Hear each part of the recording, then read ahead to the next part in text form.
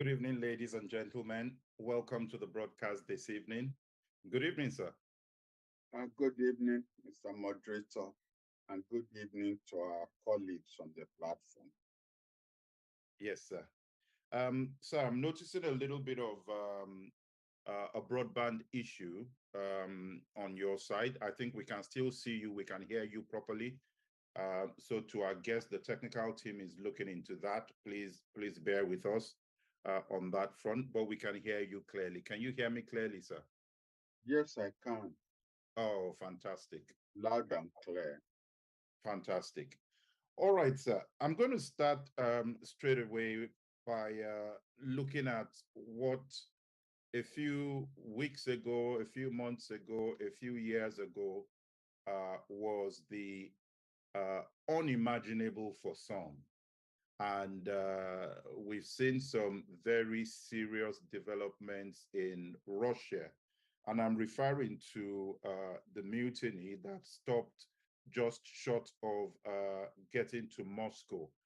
And I'd like to get your reaction to that, sir, before I ask some key questions um, regarding the incident that happens there, sir.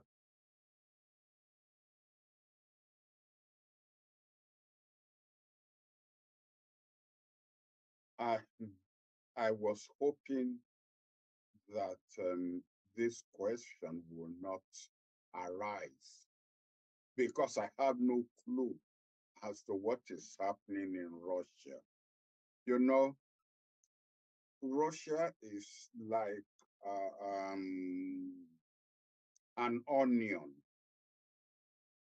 You peel one layer and there's another layer. You peel that other layer and there's another layer. You never stop peeling. In fact, I'm not surprised that the dome on most of Russian buildings look like the onion. Um, yes, the Russians had their own January 6th epiphany last week. I never imagined in my entire life that there would be a mutiny, a coup attempt, I don't know what you will call it, in a global nuclear power. Just as I never imagined the January 6th Congress invasion in the United States. Um, of course, this was a more serious one. Uh, it's there is still a story untold there. There is still a mystery. Uh, let me let me pull the takeaways, some of the takeaways from what we know. Recall this famous saying, and I must have used it on this our platform maybe a few times, that you should never ride on the back of a tiger because the only way to dismount is to end up inside the tiger. Um, Putin created the Wagner Group. Can you hear me? We can Because, hear you, sir. Go ahead, oh, sir. all right. Putin created the Wagner Group. And just like what happened in the Sudan, where the president of Sudan created the Janjaweed as a counterfoil to as an insurance to a coup by the army. Putin created the Wagner Group as a counterfoil, a possible insurance against the military. So he could play one against the other. And I don't think he ever imagined that the Wagner Group would turn against him. One of the things that had come out authoritatively by Putin himself was that the Wagner Group collected $1 billion state money from the Russian treasury last year. It was allowed to have tanks. It was allowed to have aircraft. It was allowed to own airfields. In fact, some of the generals in the army were first aggrieved that the Wagner Group was being better funded and better armed than the army itself. So in a way, Putin was riding on the back of a tiger, and he almost ended up inside it. I mean, let's get certain things clear. The Wagner Group could not, in combat, have defeated the Russian army. No way. The danger, however, was as the Wagner Group, the troops, moved closer to Moscow. Troops, regular troops, sitting on the on the sideline, whose loyalty had now become a bit wavy, may now decide to join him. And once that happens with one brigade or one division or one army, then you run the risk of the army disintegrating. That was the danger that Putin faced, because I've turned my mind several times to why would Putin do a deal with the Wagner Group when he could easily have crushed them? And the answer I kept coming up with is that there was no certainty that his own army, the regular Russian army, would not disintegrate. Because how could this army have captured the Southeast Command and moved all the way to 200 kilometers towards Moscow without being shot down, without being attacked? I mean, you mean there were no troops all along the line? But again, the information that is coming out was that the Wagner Group was better armed than the Russian army. And it's interesting that it was Putin himself who made reference to the Russian 1917 revolution, because it was disoriented, disorganized Russian troops who were coming back from the German front line at the end of the First World War, who actually engineered the mutiny against the Tsar. And they were not expecting to win. I mean, they just really couldn't care whatever happened to them.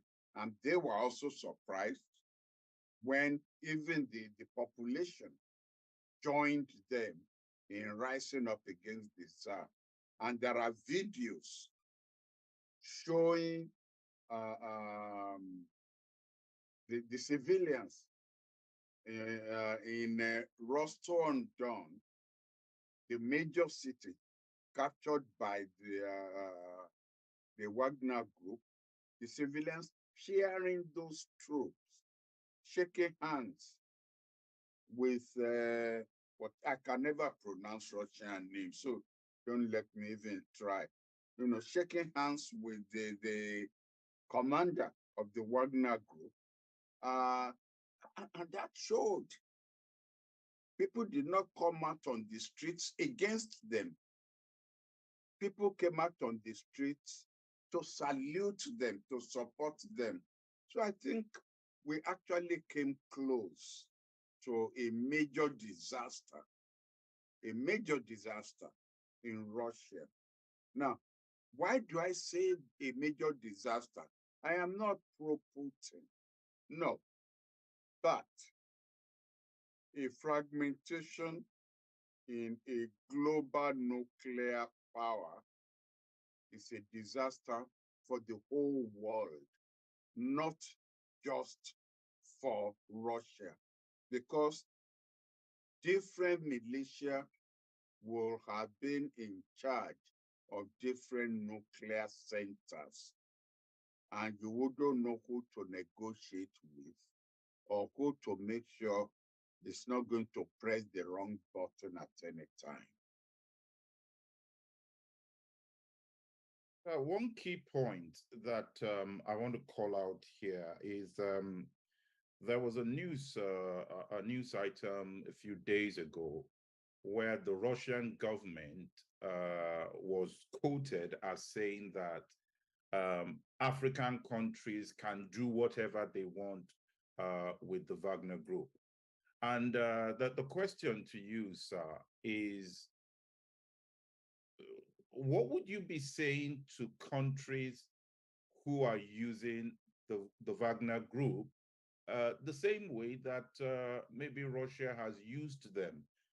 Groups that are government-backed, state-backed groups that are armed the way that the Wagner Group was armed. What would you be saying to African leaders? What should their next move be, seeing what has now happened? I was always careful about using the term mercenary groups to describe the Wagner group, because they were not mercenary groups. They were actually under the control of their founder, their chief, or whatever it is, who was taking orders from Moscow. So there was a line of command all the way to the top. But now that we don't know who is giving orders to the various Wagner troops, whether in Mali or in Libya or in the Sudan or in the Central African Republic, we don't know who is giving them orders. Then you really have a mercenary group on your hand, because then it's an uncontrolled militia without any central command, unless the general sitting in Belarus still has his communication lines to these troops. It's become very murky because they can't ask them to leave. I'm talking about the African government. Their security depends on the presence of these Russian troops. So it's not like asking the way you ask the French to leave, or the way Mali is asking the United Nations to leave. Even if you ask them to leave and they say, we are not leaving, then what do? And if you say, okay, we'll keep you for our security, and then they lay down their terms of engagement, can you really negotiate with them? because in what we had before was that Russia could say, stay there. You are the, you are the cover for Russian interests. Even though we will all pretend that, you are private, but you are really not. But now, from whom do they take their orders from? It's gone messy. It's become dangerous. And I don't really know. I don't really know whether these African countries are going to ask the United Nations peacekeeping troops to come back to help secure them. And yet the terms of engagement of UN troops really, the terms of engagement don't ensure positive victory for the government in these countries. They've stayed there.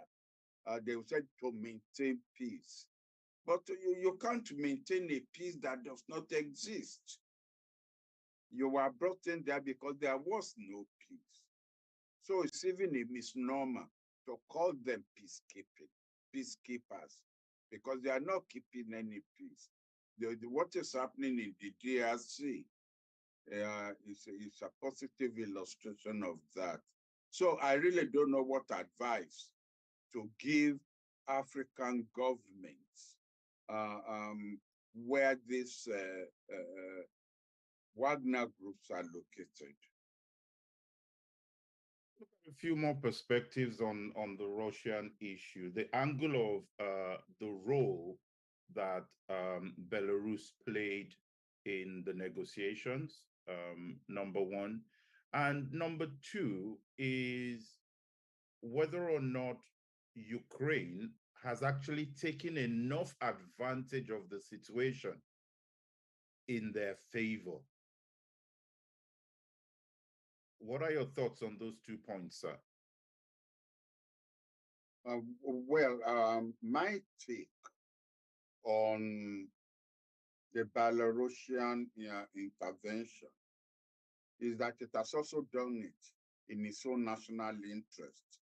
Because if Russia had collapsed into warring factions, don't forget that 3-4 years ago, the president of Belarus, after a contentious election, was it was almost overthrown by, civilian demonstrations, uprising on the street. Russia had to bail him out. And there is no doubt that the stability of Russia is linked to the stability of Belarus. So he didn't do it from the goodness of his heart. He did it because he's always regarded, if you look at the name of his country, Belarus, he's always regarded Russia as the mother country. And if that goes down, he knows he will have to go down with Putin. So I think that is really the basis of his own assessment for intervention. Has he himself inherited,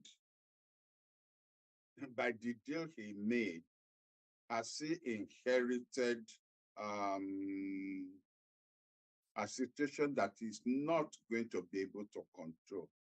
I will go back to the example I started my intervention with about riding on the back of a tiger. The agreement was that this general will be allowed to come in. He will come in with his troops who want to come in with him. They will come in with their equipment. And the last time I checked, satellite photographs show three um, three military sites being built newly to accommodate them. Is he going to be able to control them? Is the Belarusian army strong enough to contain the Wagner group? Or is it going to be dependent on Russian troops coming in to help him suppress the Wagner group should the situation call for it? Or will the Wagner group use their new base in Belarusia, which is just 200 kilometers from the boundary with Ukraine, to open a new front of the war against Ukraine? There are just so many ifs and buts in this whole scenario that we really don't know. What was the second question? The position of Ukraine. Have they taken advantage of the situation enough, given what had happened in Russia? No, let us no. Let us be fair to Ukraine. This was a 24-hour blip, not enough time for an exhaustive assessment to be made at Supreme Headquarters of the Ukrainian forces, for you to divert troops from here to there, for you to monitor even and to come to a conclusion on the impact on the Russian troops by what was going on within Russia itself. There was no doubt that Chechen troops, special forces, who were fighting on the front line, Ukraine, were already being diverted to Moscow to face down the Wagner group. But it collapsed. I mean, the Wagner rebellion collapsed within 24 hours. So they were able to again be redirected back to their front line. So apart from an issue which I don't know if you're going to raise it, apart from maybe their morale being strengthened by the fact that instability in Russia is bound to psychologically affect Russian frontline troops negatively and impact positively on Ukrainian frontline troops, more a psychological effect. But to me, if this thing had lasted a week, then we probably would have seen concrete actions by the Ukrainian troops to take advantage of disorganization, disarrayment in the frontline troops. But it didn't last that long. Thank you, sir. Let me move to some questions about the United States, but I want to start with a very important one first. And this is the story that broke out just after we finished the program last week, I think it was, that the United States may have blocked the United Kingdom from taking the lead role in NATO. Because the United Kingdom was expecting that the US will back them when the current NATO chief steps down. But the news on the blocks is that the US president may have stopped that. What do you think that will do to the so-called special relationship between the US and the UK?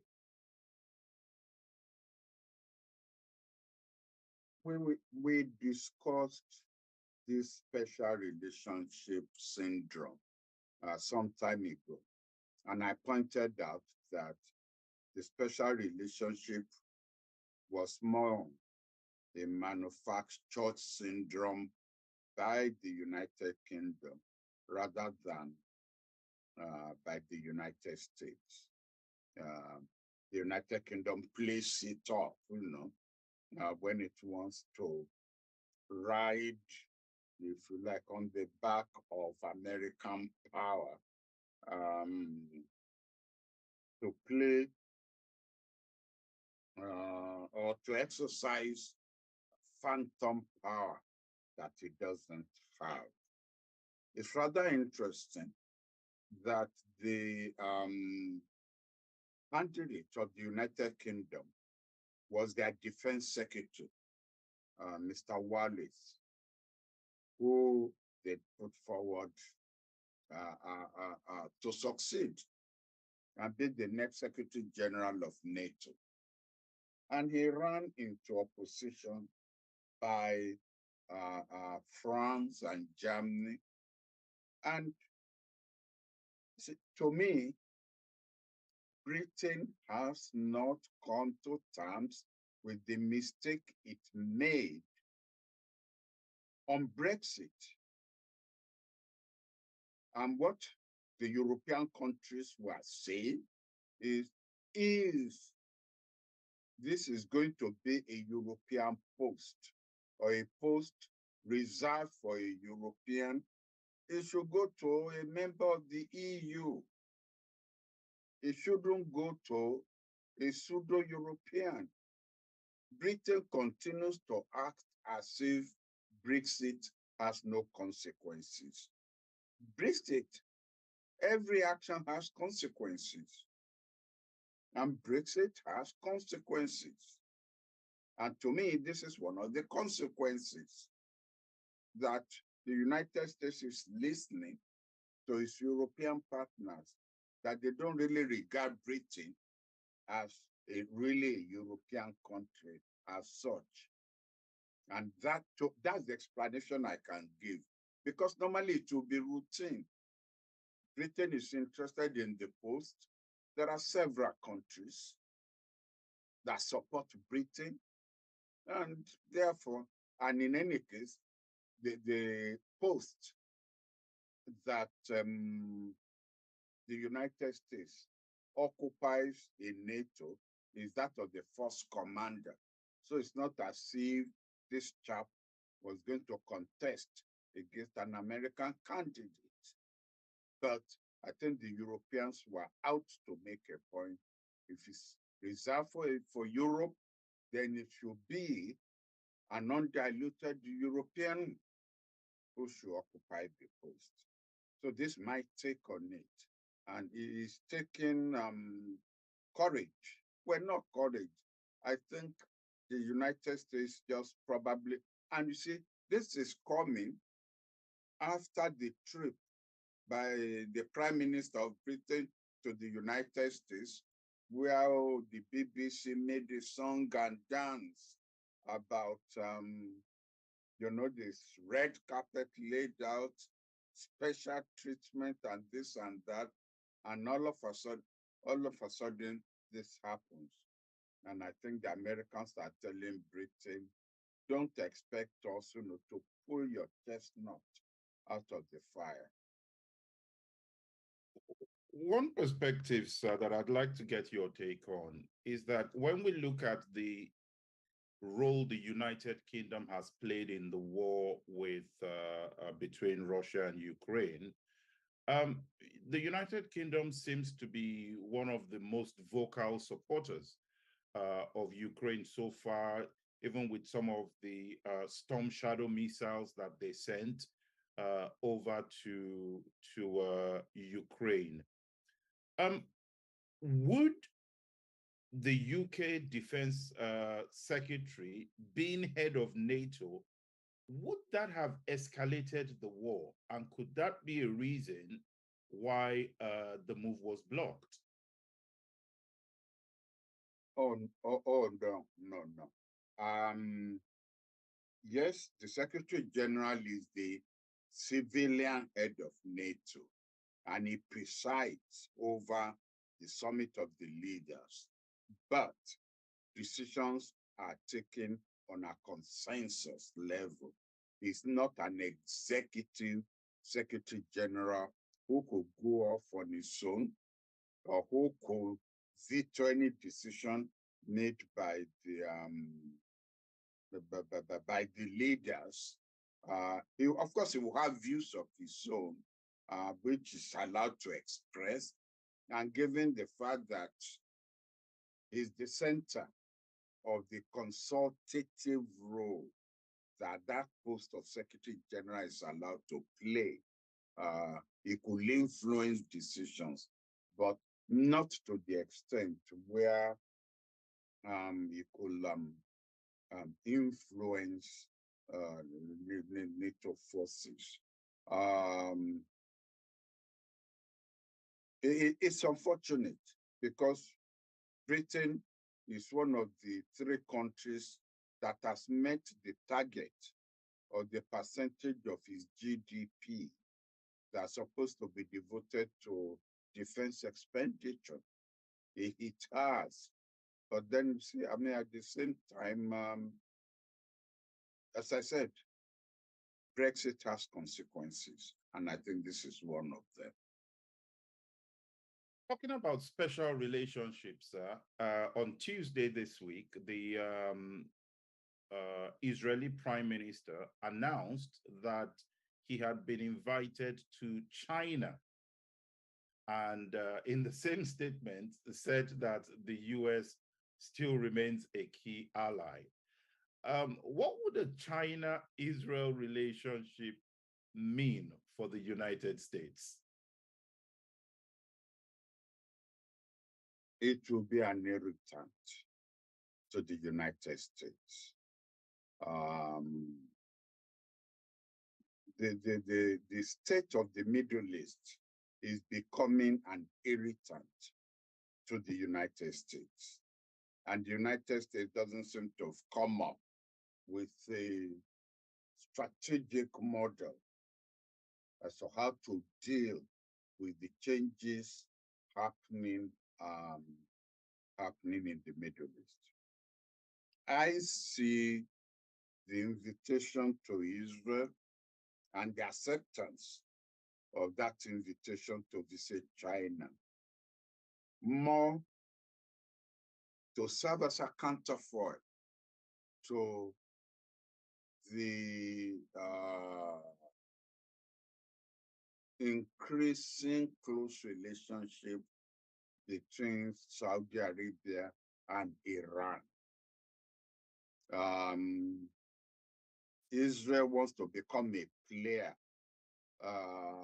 with a line of communication to China in an attempt to ensure that its interests are protected in whatever game.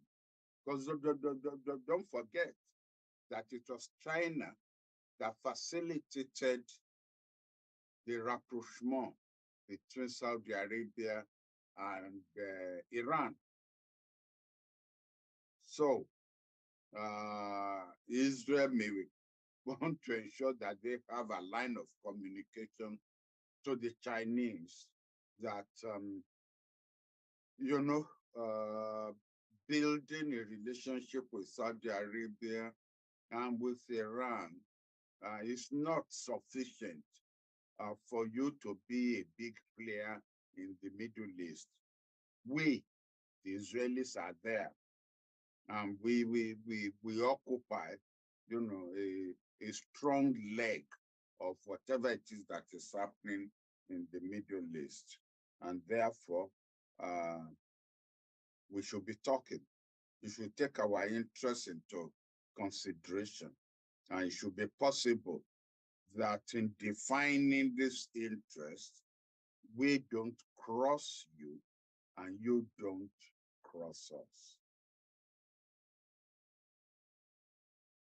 Go to the Supreme Court, sir. There's been quite a bit about Supreme Court judgments across different countries, but I want to zero in on the one in the United States, where the Supreme Court has banned university admissions on the basis of race. And one of the comments was, well, affirmative action is an important thing to make sure that in good faith, you can have other people, other races, and almost a quota system of some sort for those people. But now the Supreme Court is banning that. What is your view on the ban of the Supreme Court?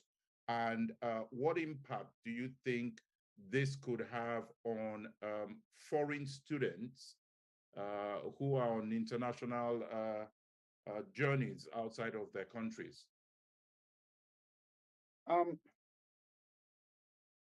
I believe the Supreme Court got it wrong. Students were not being admitted on the basis of race. The students, universities stake out conditions which a student has to meet to qualify for admission. It is after a student has met those conditions, and obviously those who meet the conditions are more than the vacancies available. It's then you now want to sift out, to contract the number you are going to admit. And race is then one of the factors you will then use in making your decision. It's not, the Supreme Court has made it sound like the race determines whether a student is admitted or not, whether he's qualified or not. No, no. The qualification will have to have been met. That's the first point I want to make. The second is, does the Supreme Court want to ignore the discrimination that started from the time of slavery up until affirmative action was then adopted as a policy? Students, African-American students, were being denied admission on the basis of their race. That was the condition from slavery until people then decided that you have disadvantaged the Black race for over 100 years, so that people who even qualify, you rejected them on the basis of race. And that therefore you have to make up for that. A policy must be put in place to compensate the Black race for the discrimination of the past. The white people could not claim they were discriminated against. The Asian Americans who brought this case cannot claim that they were discriminated against in the past. It is only the Black race and maybe women. I'm not too sure about that, but maybe women who could claim we were discriminated against in the past on the basis of race, on the basis of gender. So for the Supreme Court to have ignored this and assume that every group started on the same level playing field, to me is misread American history. And to that extent, their judgment was faulty. It was faulty. And like everything else that they've done, because they have a majority of conservatives on the bench, including what's his name now? I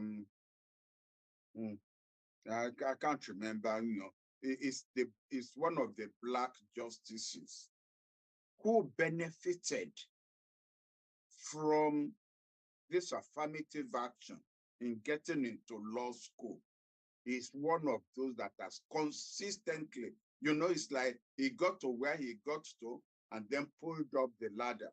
So nobody else will benefit from that. Clarence Thomas, that's his name. Consistently, he's not even conservative. He's so right-wing that I wonder whether he has any parts of him that are leftish, in position.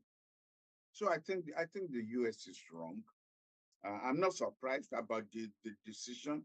It's like the overturning of Roe versus Wade, in terms of the rights of women, to control over their body. The vote was 6-3, 6 conservatives, 3 liberals. But then that is the judgment. The president of the United States said that he would ask the Department of Education to look for other ways in which the universities can reflect the plurality that is in the United States. And a clever dean of admission surely to be able to find his way around this judgment, especially if you recall what I said, that race only comes into assessment after you've qualified for admission. I'm sure there are other factors, just not spelled out. People are called for interviews. Do you know what is going on in the mind of the dean who is interviewing, or members of the panel who are interviewing these candidates, but are not spelled out, but are, subjective? Do you know? I don't know. But let me make one more point. I said the judgment was 6-3. I still have a lot of respect for all the 9 judges of the Supreme Court. The 6 that I disagree with, I don't find them dishonorable.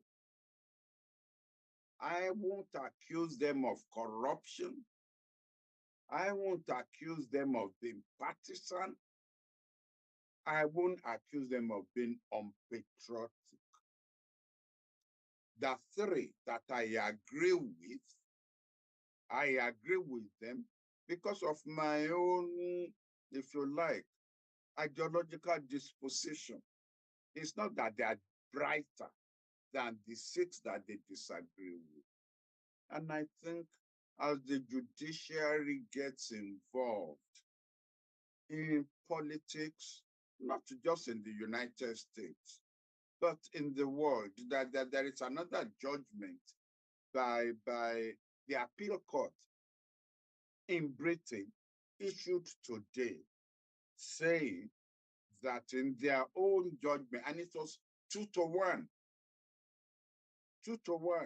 that in their own judgment, Rwanda is not a fit and proper place for Britain to send refugees to.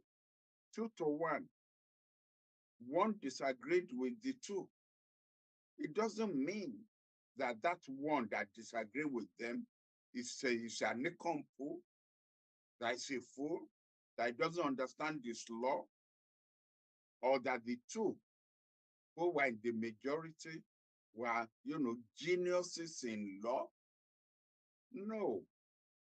And so when judges disagree with us, or we disagree with judges, we should be careful to ensure that we don't destroy the institution in expressing our disagreements with the judges. They are human beings. They have their own predisposition. And you or me, who's been passing, comments on them, I have my own predisposition. but we should do it with respect. We should respect each other's dignity. Yeah, but sir, some people would say that it's some of the systemic racial undertones that drive decisions like this, because some political analysts, some legal analysts have also been left scratching their head on certain elements of the judgment, which leads us to France, because again, you've seen the police shoot a 17-year-old person dead, and a young Algerian a boy was killed in such a brutal way, and that this racial biases still seem to be there. And when it seems to affect a particular portion of society, then it leaves that portion of society with almost no other view than to say, this is a racial thing that's impacting us. What would you say to that and to the issue in France, sir? Well, I subscribe to the concept of systemic racism. I subscribe to it. There is no doubt that a society whose culture and whose values have been built on being suspicious of the color of one's skin will overnight ignore what has been inbred within them. Let me give you an example of my own experience when I was in the United States. In 1962, I was in a university in Philadelphia, and the university itself was located in a Black neighborhood, what would be called a ghetto. Having come from Nigeria, where I was not exposed to racism, it didn't really affect my behavior. I didn't think twice about doing certain things. So there was this tradition that at times in the evening, you will go and read in the flat of one of your classmates, and you will all be there studying, explaining things to each other, sending out for hot dog and pizza. And then around 10 p.m., 11 p.m., you will all disperse to start going back to wherever it is you are staying. So this particular night, I was walking back to the dormitory, was staying in the dormitory in the university. And I was walking through, I said, the Black neighborhood. And all of a sudden, I heard the sound, wow, wow. And I knew it was the police. So I stopped. And this policeman, a white policeman, of course, jumped out, already had his gun dropped. I mean, he's drawn his gun. And he said, hands against the wall. I knew what he meant, so I immediately put up my hands against the wall. And in the process, I dropped my books and I said, legs apart. And I said, no funny moves now. You nigger, no funny moves now. So I didn't say a word. Then he said, where are you going to? So I then said, I'm going to Temple. He said, huh? Hey, Sarge, he speaks funny. So the sergeant who was sitting behind the wheel came out. He had his own hand on the gun as well and said, where you from? I said, Africa. Africa? Hey, I served in the Marines. Is that Morocco? I said, well, Morocco is in Africa, but I'm not from Morocco. I'm from Nigeria. He says, that Ghana Nkrumah? I said, well, kind of. Put your hands down, put your hands down. And then the other policeman now helped me pick up my books, And he said, why are you working here? Don't you know you could be mugged? In other words, don't I know I could be robbed? I said, well, no, we were studying and I'm just getting to the cab. We will drive you to the university. They drove me to the university and the policeman immediately jumped out, opened the back door of the car for me, and I came out. And as soon as the students saw it, they came running. Hey, Bo, what happened? Did they roughen you up? Did they shoot you? Did they? I said, no, no, no, no, no. Nothing like that, They treated me well. They even, they gave me a ride here and so on. These same two policemen gave me their cards and said they will call me to invite me to come and have dinner with their families, all because I was an African. If I were an African American, well, I don't know what would have happened to me. Okay, so, but that racism was not extended to us Africans at that time. Now I don't think it will make a difference. So I agree totally that there is systemic racism in every white society, whether Sweden, United Kingdom, the United States, or whatever it is. I agree. But the point I'm making about not reading meanings, insulting meanings into the behavior of judges is, like I said, Clarence Thomas is Black, and yet he's the most anti-Black judge that's ever sat on the Supreme Court of the United States, and yet he's Black. What will one say? What will one say? Thank you, sir. With the time we've got left, there's one question that I want to put to you, sir. And that's the one of Virgin Galactic running their first commercial flight to the edge of space. You want to put me on that flight again? I want to put you on the next one, sir. So that we have the next session while you are in space. And maybe I choose to, I won't go near the Titanic, not at this time. One person goes there, you go to the other. No. You go to the Titanic, I go closer to space.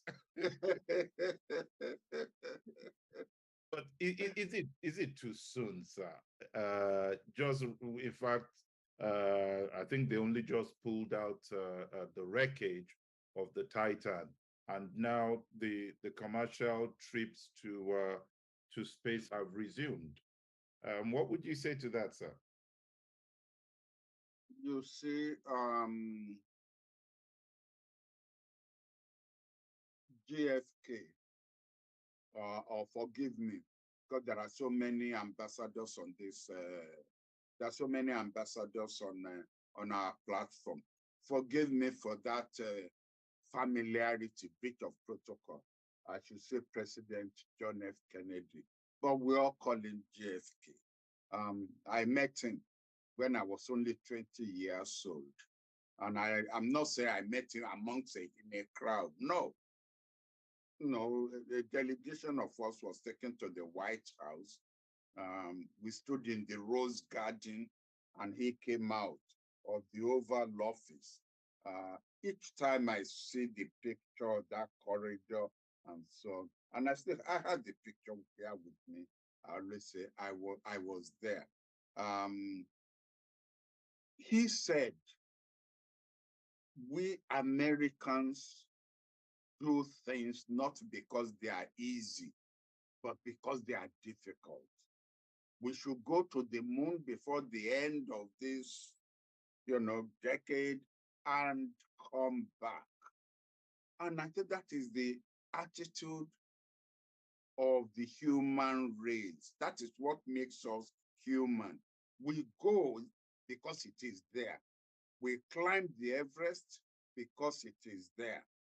We go to the bottom of the ocean to see the Titanic because it is there. We want to go to space because it is there. We want to go to the moon because it's there. And now we want to go to Mars and Venus and all the other planets because they are there. Now, we are going to lose lives in the process. But that's not going to, we are not going to be deterred because it will go against our spirit as human beings. I think we will be bored to death if we have no dangers to confront. We will be bored to death. So I'm not surprised. Yes, that tragedy over the Titanic has just happened. But, as I said, we go on adventures. Adventure is part of our DNA, to go to where nobody has been and find that is how they discovered all the different oceans in the world and all the different continents in the world. People, sailors, set off with their ship, and so many ships have been lost in the world, during adventures, that's part of our DNA. So I'm not surprised at all. I'm not. Thank you very much, sir. So in that case, I would organize for Titanic for you on the next one. I will do space on the next one. Well, I take comfort from the fact that I know you don't have the money. $250,000 for the Titanic, $484,000 for the Virgin Galactic. Well, if you have that kind of money, look, let's meet. There are better ways of, of spending that money. I'm not in a hurry to leave this world yet. Thank you very much, sir. Thank you to our viewers this evening. We'll be back same time next week. Good night, and see you next week from our normal positions, not space, not Titanic. Good night. Or Wakanda. Yes, sir. Wakanda we could do.